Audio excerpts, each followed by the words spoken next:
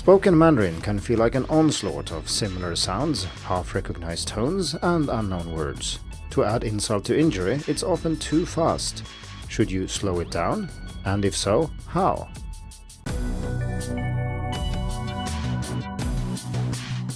Hello and welcome to the Hacking Chinese podcast. In this week's episode, we're going to talk about the pros and cons of slowing down the Chinese that you're listening to. I think speed is one of the most important and common issues when it comes to listening comprehension, so either people speak too fast or we process Mandarin too slowly. A natural question to ask then as a student is if you should slow down the Chinese you're listening to and thereby maybe learn more, and that's what we're going to explore in this episode. Before we get to that though, I'd like to mention that next week my course The Fluent Listener, Navigating Spoken Mandarin Like a Fish in Water, opens for registration. And if you want to know more about the course, you can check the link in the show notes or go to hackingchinese.com/courses. So when it comes to slowing down the Chinese you listen to, there are actually 3 ways of doing this which are quite different and have different pros and cons. The first is to listen to someone who speaks slowly. So for example, your textbook audio is usually quite slow, much slower than people normally speak. Second, you can slow down recorded audio using software of some kind. So for example, on YouTube, you can select playback speed. So maybe you set it to 80% of normal. And third, you can also insert pauses at appropriate locations or simply pause the audio yourself. These 3 methods achieve the same thing. You will hear less Chinese in the same amount of time, and thereby you will have more time to process it, which in turn will usually lead to more comprehension, at least if the Chinese is on roughly the right level. Before we go through the 3 methods one by one, I want to mention that there are actually 2 different things that are worth discussing here. So one is listening comprehension, so that would be how much of the Chinese that you listen to you understand. Maybe you're listening to a podcast episode and we can measure somehow how much of that podcast episode you understand. The other thing we are interested in is language development, and this is how much your Chinese improves as a result of listening. So not how much you understand of a podcast episode, but how likely you are to understand a future podcast episode you listen to later. For most of us, language development is the more interesting of the 2. We don't necessarily care that much about how much we understand of a certain episode. We want to make sure we learn as much as possible by listening to it. Most of the empirical research into this area, though, is about listening comprehension. So people have done many studies where they change the rate of speech, and they see how that affects comprehension in different languages and on different levels. The reason for this isn't that researchers don't care about language development, but that's much harder to measure. It's relatively simple to set up an experiment where you check how much 2 groups understand of a certain audio snippet, and you then use different speeds to see how this influences how much they understand. But seeing how much they learn from this experience can be very hard to measure. But it is what we are interested in. Still, there's a strong reason to believe that, at least in general, understanding more also leads to more learning, at least up to a point. For more about this, check episode 264, Learning Chinese Through Comprehensible Input. The basic idea here is that if you understand most of what you're listening to, you stand a pretty good chance of understanding and learning some of the things you didn't already know.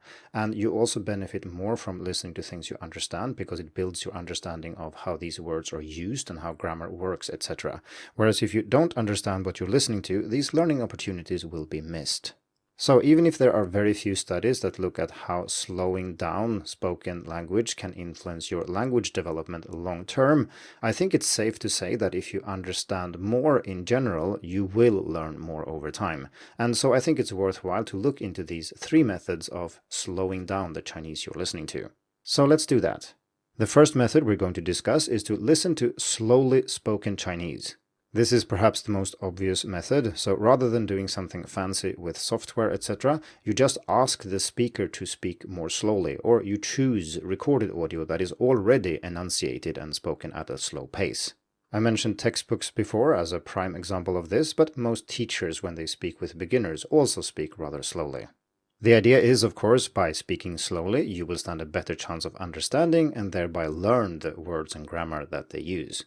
This sounds awesome, and like I said, in general, if you understand more, you will probably learn more, so the idea is the right one. But there are some issues. The most important one is that when we speak slowly, we don't say things the same way. We don't pronounce them the same way as when we speak naturally.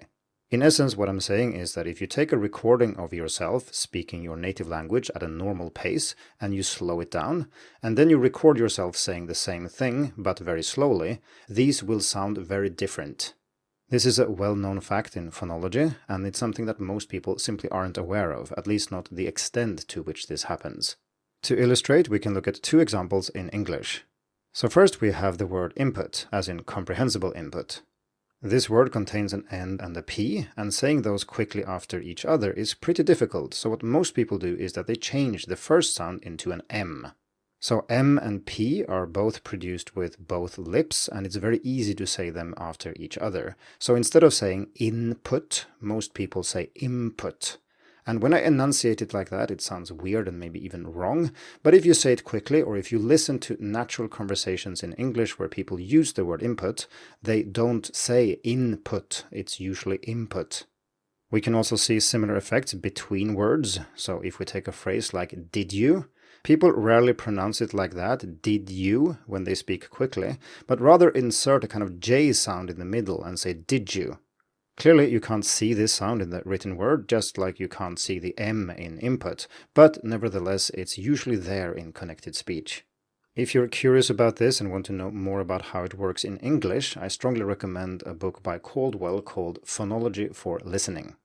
This happens in all languages. It's just the effect of trying to say things quickly, and then sounds will influence each other. We have exactly the same effect in Chinese with 面包, for example, bread. There we also have an N followed by a sound produced with both lips, so N and then B, 面包.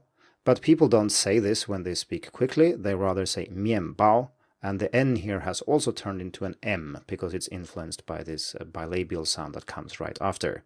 So if you ask a Chinese teacher to slow down when they say the word 面包, they are not going to say 面包with an M there, they're going to say it with an N, 面包, even though they don't do that when they speak normally.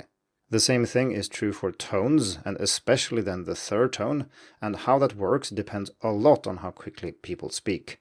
So if you have a simple phrase like 我很好, as in I'm good, this will usually come out as two rising tones followed by a low tone in natural speech, so it's 我很好. But if you listen to your textbook or ask your teacher to say this very slowly, that's not what they're going to say. There are two options here, one is acceptable and the other is just outright misleading. Sometimes they will say 我很好, so low, rising, low, and this is fine. Or sometimes low, rising, dipping is also okay. So we could say 我很好 or 我很好. I think these are both okay. But then there are teachers who slow down so much that the tone sandhi or the tone changes here get lost, and they will say 我很好. So essentially ignoring the tone change rules and simply just using a dipping tone all the way through. And nobody would ever say this in context in a normal conversation, and so using this for, say, listening practice is not very useful. The final example we're going to look at is the neutral tone, which appears on unstressed syllables, and a lot of things happen to these syllables that native speakers are generally not aware of. Let's take the word 衣服 as an example, so clothes, and this has a neutral tone on the second syllable. So if you ask people to say this clearly, they will probably say 衣服, or sometimes maybe 衣服, even with a rising tone, and this is perhaps more common in Taiwan, for example. In rapid speech, however, especially in the north, these syllables are reduced a lot more, and often people don't even pronounce the vowel. So instead of saying 衣服, they just say 衣服 without the u. And the same goes for words like 豆腐. You don't say 豆腐, they say 豆腐, or 钥匙 for 钥匙. And this might seem weird if it's the first time you hear about it, but if you listen to the way Northerners speak Mandarin, this happens all the time. And the point is that they are not aware of it, including most teachers. So if you ask someone to slow down, they will not pronounce things the way they do if they speak naturally. And this then is the major drawback of listening to people who deliberately slow down the rate of speech. You're essentially focusing on pronunciation that doesn't exist outside your textbook or classroom, and it should be obvious that doing this too much is not good. I don't mean to say that you should never do this, because I think it can improve comprehension quite a lot, especially on the beginner level. Maybe you don't even know about the tone sounding rules, or that it's simply much easier to hear the tones if they are clearly separated and pronounced in the way that you're used to from, say, your textbook. This can lead to better comprehension, more understanding of grammar, words, etc. So I think it has benefits. It's just that you really shouldn't do this too much, and if you've left the beginner stage, you definitely shouldn't do it at all. This brings us to the second method, which is using software to slow down the audio. So if we can't rely on people saying the same thing or pronouncing it the same way if we ask them to slow down, what if we let people speak the way they want and then we slow the audio down using software? This seems to address the main issue we had with people speaking slowly, because if they speak at a natural pace and we slow it down, that should preserve all these tone changes and sounds that mix, etc. You can either do this using a free cross-platform program like Audacity, or you can do it with built-in tools to most podcast apps and YouTube. Are they speaking too quickly? Well, slow it down. Or sometimes maybe if they speak too slowly, you can even speed it up. It's up to you. You are in control. This method seems ideal. It buys you more time to process what's going on so you can understand more that way, and you will also be able to hear the difference between tones, for example, or the way people really pronounce things, not just how they say it to you when you ask them to enunciate it. There are some downsides though, so let's have a look at those. First, artificially slow down speech is not natural either, although I guess it depends on what you mean by natural, but nobody speaks like this in the real world, so by definition then it isn't really natural, and it can be argued that if you want to understand the way people speak naturally, you should just listen to the way they speak naturally, and do away with all this manipulation using software. Another issue is that when you slow audio down too much, it can sometimes result in artifacts and distortions in the audio, although this is a problem that goes away more and more with better and better AI tools to do this. But if you use an old program to slow down the audio, it will sound really bad if you slow it down by more than 10-20% or so. With more modern text-to-speech engines, you can sometimes set the speed and then the audio will be generated at that speed. It's not just full speed slowed down artificially like this. The final downside is that if you do this too much and get used to hearing Chinese at just the right pace for you, you don't really tackle quicker audio, and doing that in itself might be helpful. And if you hope to understand the way people speak normally, you could argue that that's what you should practice. If you've tried changing the playback speed when listening in your native language, you've probably noticed this, that, for example, if you speed up the audio, it sounds really weird at first, but you get used to it rather quickly, and then if you change back to the original speed, it will sound really strange. Naturally, for most learners, we're talking about slowing audio down, not speeding it up, but what I'm saying is that if you get used to listening to audio at 80% speed, it might seem weird or sound odd when you increase it to 100%, and that is still the goal, so don't do this too much, in other words.